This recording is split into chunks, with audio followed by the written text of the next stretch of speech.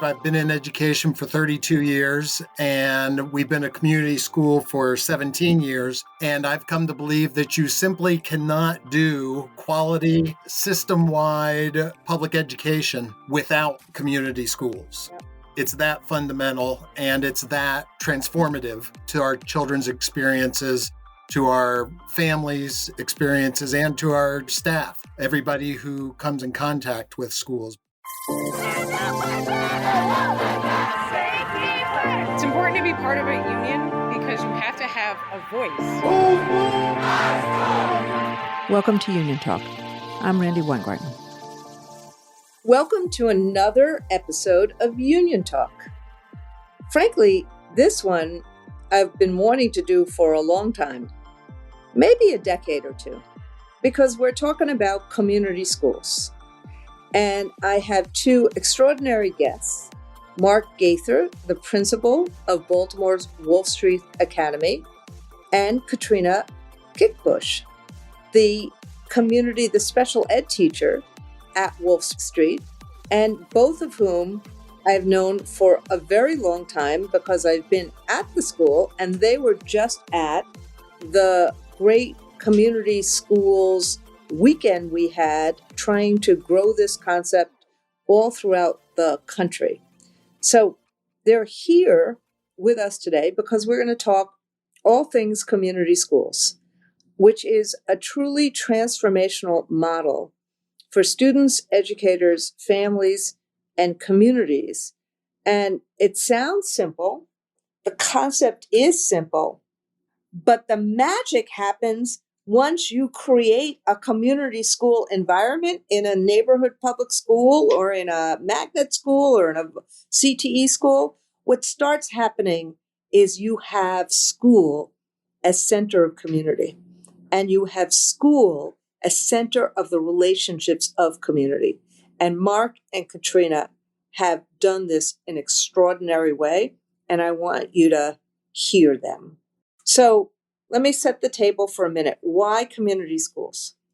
Community schools are ways in which we address all the issues that children and families have. We often in education pretended that we could address everything just by teaching kids, and that we would ignore things like food insecurity, dental issues, what happens after school, what happens if there's challenges at home or challenges on the streets. And so what we did pre-COVID for decades, not everywhere, but some places, is that we tried to create these kind of wraparound services and relationships. And Wolfe Street was one of the best examples. And then COVID came. In lots of places, things were really, really frayed. But at a place like Wolfe Street, because of the relationships, because of how people work together, because they understood each other and understood the community, they were able to figure out how to go from in-person to virtual, how to get the wraparound services and the supports done, because they understood in the best of ways, not only how to work together, but how to build relationships with community groups, with support services, and with each other. And they'll talk about that in a minute. But not just Wolfe Street. So many other places, what we're seeing is tremendous improvement in terms of attendance, student work, when you have a community school. There's research that just came out of Rand Institute illustrating the promises of community schools, pages and pages that show the promise of public education really being realized when you have community schools. Now, I've been a big believer of these for a long time. In fact, in 2008, my first speech as AFT president, I talked about community schools and lifting them up. And now we have AFT members that work in 700 community schools across the country. We've committed to quadrupling those in the next 5 years, and we're part of the call to expand the number of community schools in the United States to 25,000 by 2025. And we have some allies. The Biden administration just gave out $65 million in grants for full-service community schools, and more funding, we hope, happens in the next few years. This was, as I said, the focus of the most recent Center for School Improvement Leadership Institute, which we had in New York just a couple of weekends ago. But the guests that we have today, Mark and Katrina, they'll talk about how community schools really help us solve problems and help our kids thrive and help educators feel really connected and parents feel really connected to a school and a school community. So let me start with Mark and then Katrina. Did I get that right in my lead up and introduction to both of you? Yes, absolutely. First of all, thank you for having us and being able to share our story. In addition to doing the community school and day school work, I really feel that one of Wolfe's responsibilities is sharing the story because, and to kind of sum it up, I've come to believe I've been in education for 32 years and we've been a community school for 17 years. And I've come to believe that you simply cannot do quality, system-wide public education without community schools. Yep. It's that fundamental and it's that transformative to our children's experiences, to our families' experiences, and to our staff, everybody who comes in contact with schools. But yes, partnerships to address all of those non-academic challenges that we know kids and families bring to schools. Taking responsibility with a host of other people and advocating as partners for what every child deserves is what community schools are all about. And not just saying, well, it's somebody else's issue. It's our issue. And that's what we've tried to do at Wolfe for almost the past 2 decades. Katrina, your story, we had you on during COVID on one of our, I think it was weekly Tuesdays, where we tried to actually, bring people together so that they had, a focus other than fear. And you went through, which is why I reflected on it today, just the amazing work that Wolfe did, in the after or during COVID.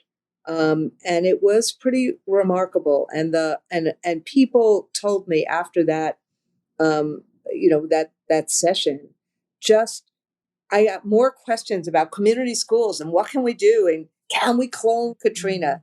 So, just paint a picture for the listeners about what it looks like. Yeah, so community schools is going to look different depending on the neighborhood. It's really so specific to what your neighborhood needs. But the way we do it at Wolfe, like the number one thing that we focus on is just listening to the parents. I've been at Wolfe for many, many years now, and every year kind of our focus for what is a priority for us changes based on what we hear from parents. And so we have put systems in place where we just sit and listen to parents, and then we create the things they're asking for. For example, one of the biggest things like our immigrant parents were asking for was to help understand our curriculum. How do we teach their children? What are we teaching their children? What can we do? What can they do at home to help the students? So then our ed associate created curricular nights. And so we've gone through reading, and parents sat through how we teach our reading lessons. We worked with them to give them materials for them to do with their students and then activities for them to do at home. they wanted, at one point, our parents said, hey, your after school program doesn't go long enough. And so we said, great, how about if we cut one day off of the week, but then extend it longer in the year? And they were like, yes, that is what we want. And so I guess the biggest thing to like understand how Wolfe works is we are just constantly in every discussion amongst ourselves, with parents, with children, with community members, we're always listening for what that need is or what that strength is, and then trying to incorporate that into our building. And look, when people say, public schools can't change or they can't do, you just heard what the two of you just said, which is listening and then finding a way to actually meet those needs. So I have two questions quickly. One is, how do you do that? And I have to go back to the question of how you became a community school. But let's get to how do you do that? Because so many teachers or principals or parents who are listening to this, they'll say, how can they do it? And my school doesn't. So how do you do that? So I'll just say that one of the key aspects of a community school is the dedication of resources in the form of a community school site coordinator. This is the person where the work of helping with non-academic barriers to learning is raised up to kind of the cabinet level position, where it's not somebody's second job, but it's or second or third or fourth or 80th job. It's that person's first job. And it's not that person's first job to go collect kids and bring them to school so that your attendance rate goes up. It's that person's first job to figure out why the kids aren't coming and find partnerships in order to meet that need systemically. So that you do it by having that person be an equal partner with principals, with school leadership, with teachers, fully integrated into the life of the school. So, site coordinator, real role, real agency. And what I just heard you say is that the site coordinator doesn't do it all. You find the partnerships, and because it does take a village to do all of this. Mm-hmm. Exactly. And one of the things then that Wolfe has done is we've looked at, as we know, teaching is hard. Anyone who works at school is asked to do a ton of things. And so what we have done is our site coordinator finds these resources, but then the leadership team has really looked at the structures that we already have in place that we have to use as a public school. And then we try and put our resources through those same kind of channels. So we train our teachers, we train our PSRPs, our secretaries, everyone about our different resources and our different structures and systems that we already have in place, so that everyone starts thinking as a community school site coordinator or thinking about our resources. And so instead of teachers or our PSRPs feeling alone in this, they're saying, oh, wait, I know a structure for that. We've been trained on a structure for that. What is that structure? And then they're able to quickly get support for that in this whole service part. And Randi, I would also say that it's really important to remember that this is not created overnight. This is not an announcement that you are a community school. This is a process by which you live into and up to the ideals of serving kids' needs and families' needs so that they can enter school on a level playing field. So that is that gets back to, thank you, Mark, for that as well, because that gets back to how did this start? And both of you, Katrina and Mark, you're both saying what Rob Wood has said over and over again in upstate New York about both the site coordinator, the partnerships, but you're not going to abracadabra be what you are in Baltimore or what Rob Wood and others have created in central New York in a nanosecond. So kind of both of you, could you go through kind of what happened? What was the origin story of Wolfe Street Academy? Sure. So when we first heard about community schools, I was the reluctant principal. I thought, here comes another program that I'm going to have to watch over, that I'm going to have to tell people that they need to implement. And the folks who came to me at that point were persistent, which is another essential quality of being a community school. You have to be persistent. And kind of wore me down. And back in 2006, we started as a community school. Our site coordinator came in. We are a university assisted site community school where, with the University of Maryland School of Social Work, our site coordinator comes from them and is employed by them.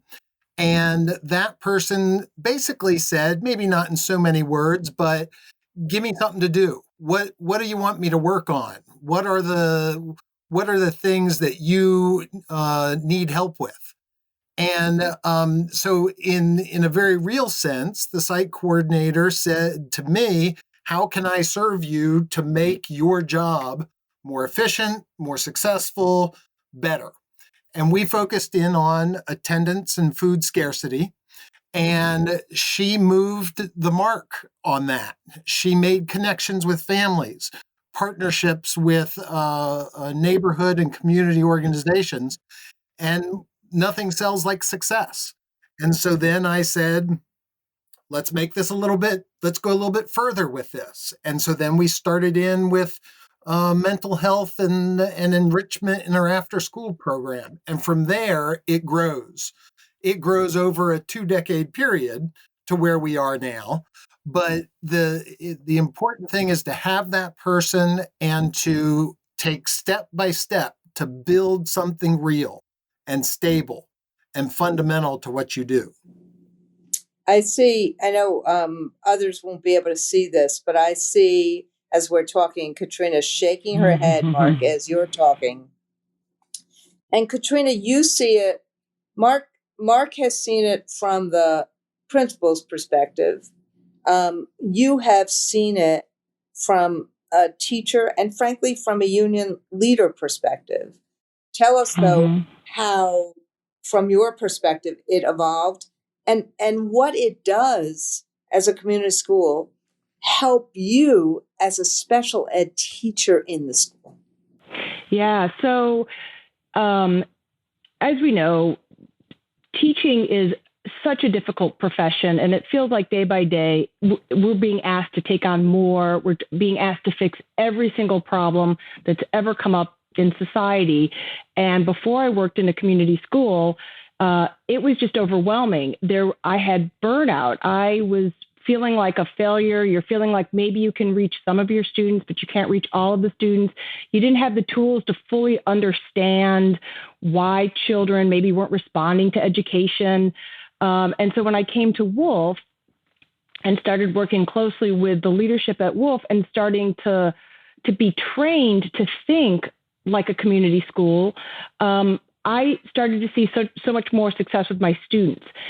Instead of like stopping and wondering why this child was not progressing through the reading curriculum like I would have hoped or would have normally seen based on experience, I had a mental health person to go to say, hey, do you know any background about this child? And then they could give me tips. Or I was being trained to look at the child and use like restorative questions to get information to then understand that they were worried about food scarcity. So then I could go to the site coordinator and set up with the family to get food to go home. So instead of being kind of isolated in my classroom and having to do all of these things on my own, all of a sudden I had places to go and people to ask for. And children are so complex, and they come to us with such a variety of backgrounds and knowledge and experiences. And that as a teacher, it's my job to kind of meet their needs where they are at. And before the community school strategy, I felt like I wasn't able to do that. I felt like I was just kind of getting close to the line, but not over the line. And so now we, as a special education teacher, were able to really kind of slow down the special ed process thinking in a way to look at the whole child and to help kind of tease out some things that might be going on at home before they even get to the special ed process. At other schools, we'd have a meeting for special ed and we would say, oh, they need glasses. Okay, well, let's pause the meeting and let's go get the glasses. 2 months would go by, we'd come back, and then we'd be like, oh, wait, this child has this going on. We have to stop the meeting, get that fixed before we could even begin assessment. At Wolfe, by the time the child even gets up to a special education referral and through that process, all of these other pieces have kind of been teased out. So we can now just really look at the data around the academics. And then we know all this other data about the other aspects of their life, because as we know, we have to look at all of these different data points to make any decision in a child's life on how to move forward with it. And we went from like creating these pockets of excellence with progress to creating like a system of excellence through this process.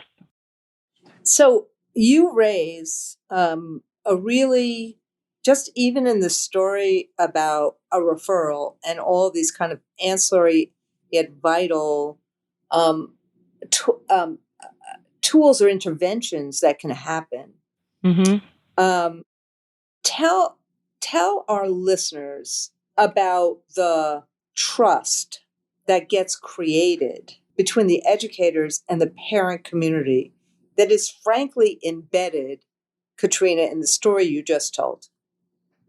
Since trust, in some ways for me, one of the things that community schools do is that this relationship that happens where the school becomes center to the broader community, the calling card is trust. And that story you just told and all the different things about before the referral, that requires a lot of trust and going back and forth with parents, administrators, and teachers. Tell us how you created that, and Mark, you intervene as well, how you create that trust. So what I have experienced is that before working at a community school, for me, the special ed process felt more of like a looming label that we were going to put on a child, and that the parent kind of felt like came blindsided out of nowhere, and that they had to then sit through this like legal meeting type of thing with this large jargon, and you could just tell by looking at them that they just weren't really engaged in the process and didn't trust us and were very hesitant to sign consent for assessments and things like that. When I started working at Wolfe, because we have identified needs so early on with little small things, that is what builds the trust. So when we go to a family and say, look, we've noticed your child was squinting, the vision van's coming, let's just get their eyes checked out and see what's going on. And then they get glasses and the family sees the benefit of that. And then the next time you say, oh, look, the child is struggling with this reading, so we're going to do this quick intervention. We're going to see how it goes. They're like, okay. And then they start to see us just caring about the child. So by the time it gets to a special ed referral, all of these little interactions and these little bits of caring and support, and they then trust us when we say, we want to look further. We want to see if there's more support needed. And Wolfe really was the first school that I ever sat in an IEP meeting where the parents have looked at me and said, we trust you. You're the expert. Just tell us what you want to do. And that to me is what kind of defined Wolfe as this community school, when the parents turn basically all of their trust over to us because they know we have the best interest of themselves, their child, the community, the teacher next door. It's not just the child. We have the trust and best interest of everyone we come in contact with. Yep. Yeah. And the only thing I would add to that is relationships and trusting and caring are the bread and butter of educators. I mean, that is why people get into the job, to bring that into a classroom to work with kids and families. And teachers have been showing up for their kids for centuries. And what community schools does, and they do it step by step, just like with building a robust community school program, You've got to build that trust and build those relationships step by step. And it's showing up with systems so that, as Katrina said, it's not just a pocket of excellence. It's not just that one teacher who has the resources or the training to be able to help those 2 or 3 kids that need food in their classroom. It is a whole system that finds every kid that needs that. And so instead of a teacher showing up for a kid, it's a whole school community showing up for a whole community of families, of neighbors. And then it's time. It's doing that again and again and again to make it work. Yep. So I have, I have 2 more questions for you, which maybe 3. But the first, the first question is, look, you've been doing community school work for a long time. You kind of really had, it right. I saw it before COVID. I was bowled over. And I was there for one of the great celebrations in the library. And I remember just how fun it was. Then COVID hit. So are you seeing a difference? I know this is a big question, but the needs of kids right now compared to before COVID, are you seeing a difference? And has it changed your practices and, not your listening, I know that, but what has changed since the aftermath of COVID? There have always been challenges. And you put in there, of course, the listening doesn't change. I guess I kind of think of it in terms of, I don't know, maybe it's a cliche to compare a school to a family, but the members of our family bring their problems, their challenges, their barriers, and their strengths to us every day. That listening that you mentioned and that dedication, that persistence that we bring, and when I say we, I mean staff and parents, the dedication all of those people bring remains the same. Yes, COVID was incredibly unique, but in some ways it was a very similar story that a bunch of our families, being recent immigrants to the United States, living in poverty, not speaking English, have faced from day one when they arrived in the United States. Questions of where's the next paycheck going to come from? Or where's the next meal going to come from? Or do we have enough money to go to the emergency room? And it was heightened with the no less than trauma of, particularly in the early days, of thinking that, the scariness of a pandemic. But our families and our kids and our teachers face scary things every day. And so I guess the strength, the stability of what we've had pre-COVID, during COVID, and dare I say, maybe in quotes, post-COVID, those moments are very similar. They are known moments to us and how we can work together to overcome them.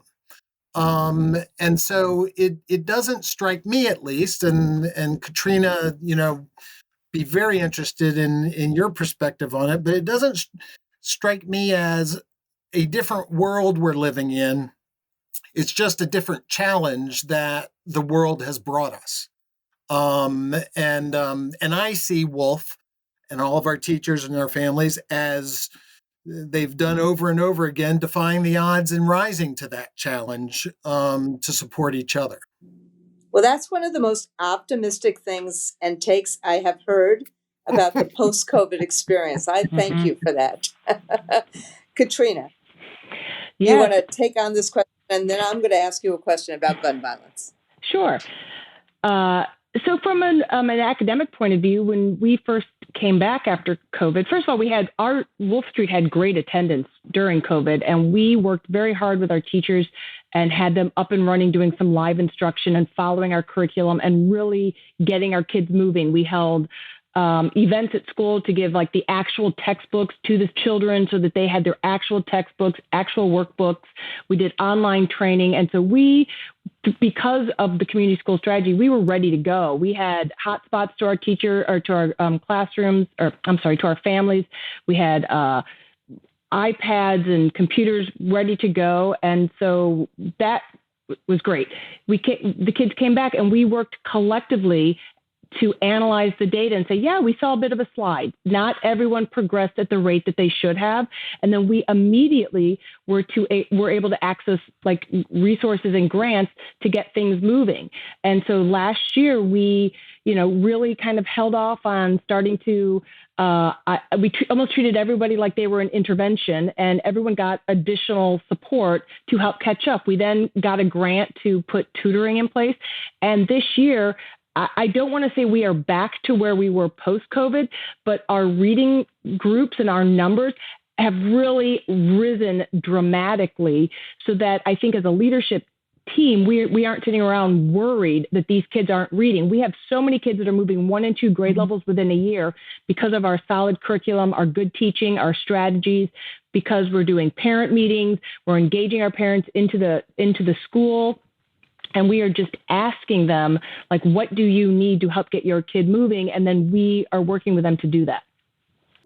That is awesome. And that is a template that is important for others to really hear. And I hope our listeners really heard that. But what I hear both of you saying, and I don't mean to paraphrase, but I want to make sure that our listeners hear this, is that because of the systems and the relationships that you had put in practice pre-COVID, you were able to diagnose and move because you had it. That muscle that you had beforehand, you were able to use for this challenge. Yeah.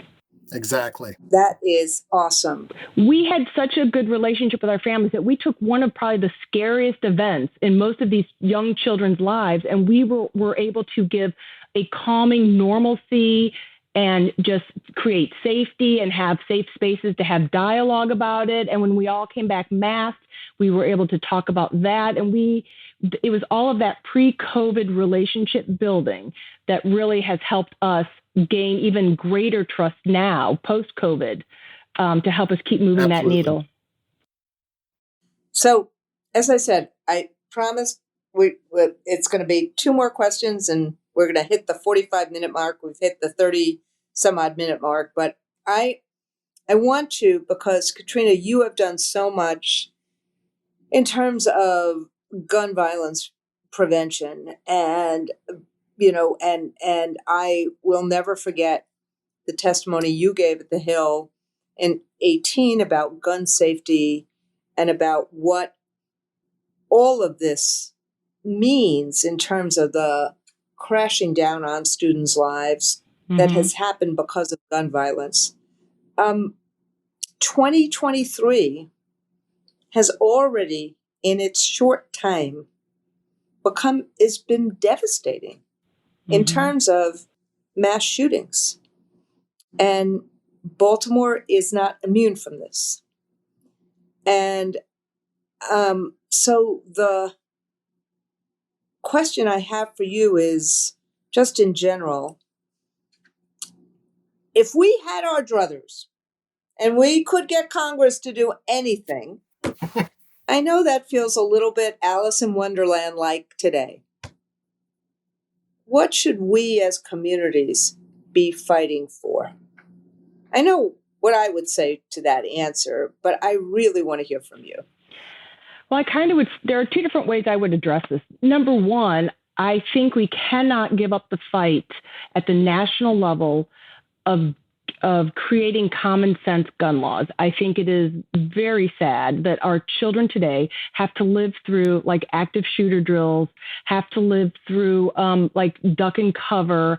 I think, when children are saying to us, like, when is this going to become a reality? That should be a wake up call for all of us to say, like, we are on the wrong path. But I also think we need to focus in at the local level, because what we have done, even though we have all of these adults fighting at the national level, trying to like decide whose gun laws is the most important, what gives me hope is in the classroom, looking at the kids, the creative thinkers we're creating, the mindfulness students that we're thinking of how to take a conflict and use a mindfulness moment to then help solve the conflict. My hope is that these children are going to move through our public education, become active voters, are going to then become legislative representatives that I'll have an opportunity to vote in the office, because I know they will then help us get that common sense gun law that we all want in place. They have lived through this experience. So I only hope when they become the adults I know they're going to be, that they will be in a position to make the change that we are fighting for now. And I appreciate AFT's support around this. I appreciate, the local support around this. I feel like there are so many people saying we need these common sense gun laws. And I just wish that people who are in this position to make a change actually would listen to all of us. But maybe the kids I'm teaching will be the ones that get it done. I really appreciate that. And I really appreciate, I know it, for some people it may seem like a zigzag, but I really appreciate your work in this work. And, we are going to get back to this month, really trying to see if we can once again get an assault weapons ban. And that's what we're going to try to do on a national level. But I think the last question I want to ask both of you is this. You have painted a picture about what it looks like now, and in a sense of how a school is vibrant and connected, and there's not only wraparound services, but there is an attempt to address all aspects of who a child is, who a family is, bringing the school together, people trusting each other, talking to each other, coming up with ideas on how to move an agenda, addressing problems.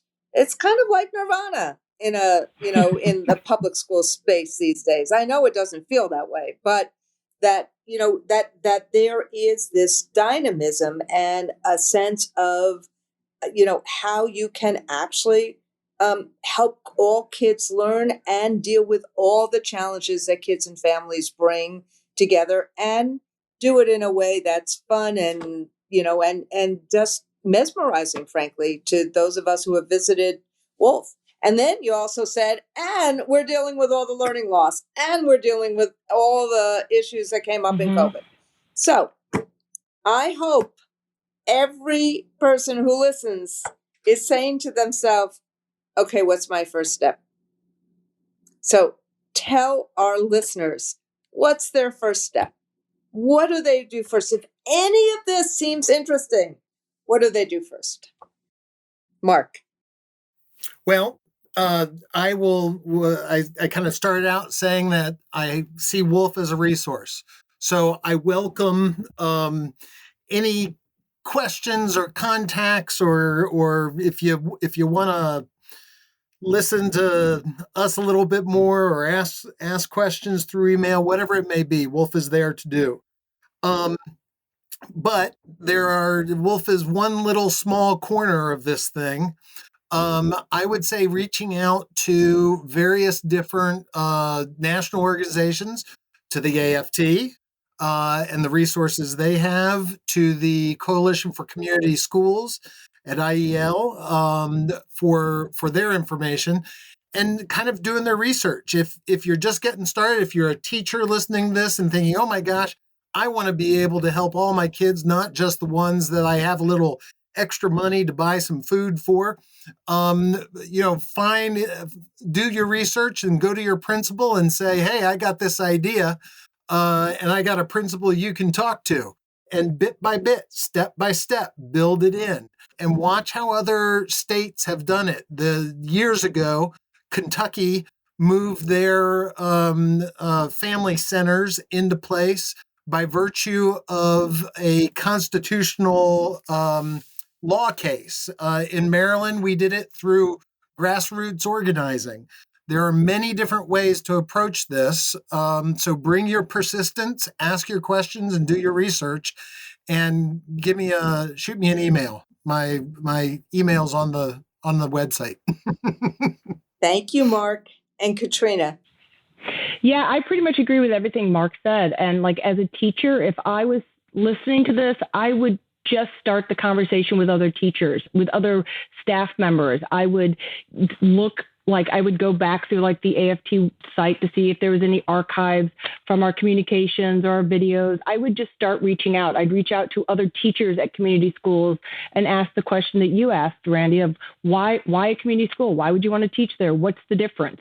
And I would start there and then see if you could get some people together to kind of back you. I would have them look at their local unions. Many of the unions are doing work around community schools also at the local level, not just at our national level or at the state level. There is support out there. I would just look to see where that support is and get that conversation going. So you feel like you have the information to go to your principal, to go to your lead, whoever, I don't know who is your principal, Mark, whoever supervises you, or like your, whoever you can get into. Principal. Yeah.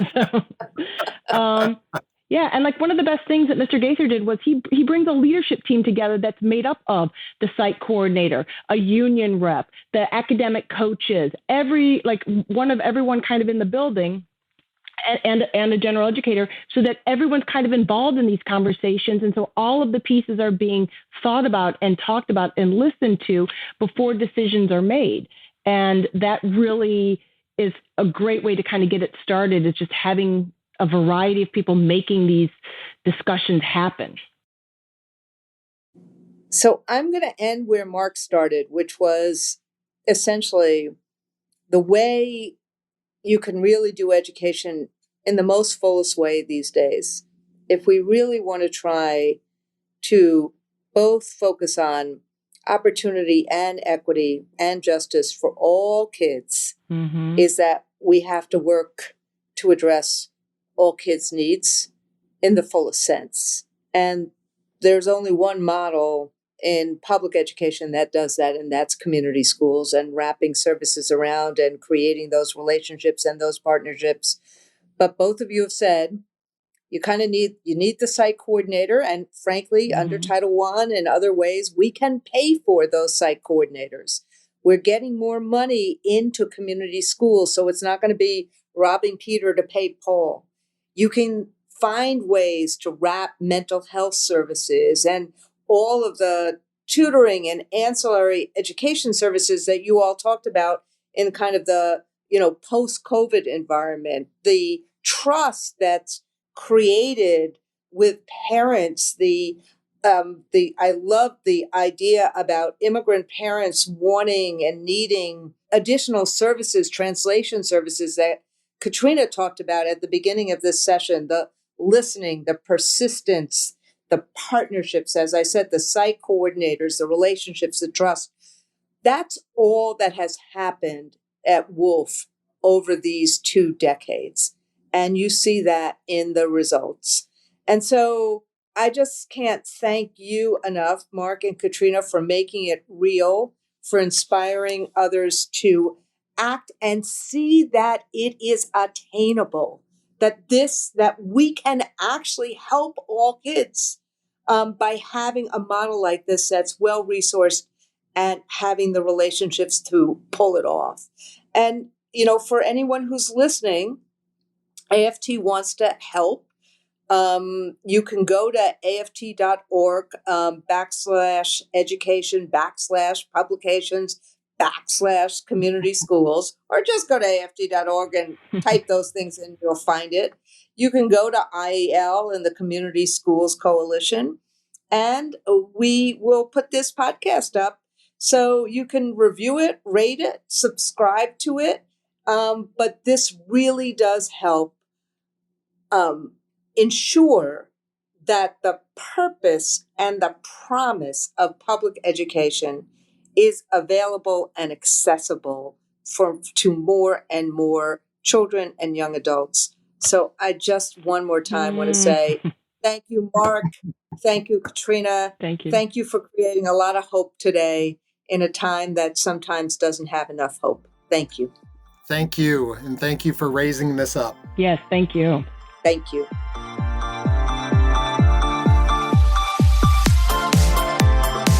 I hope you enjoyed this episode of Union Talk. Remember to subscribe wherever you listen to your podcast and tune in every other week for a new episode. Thank you, be safe, and be well.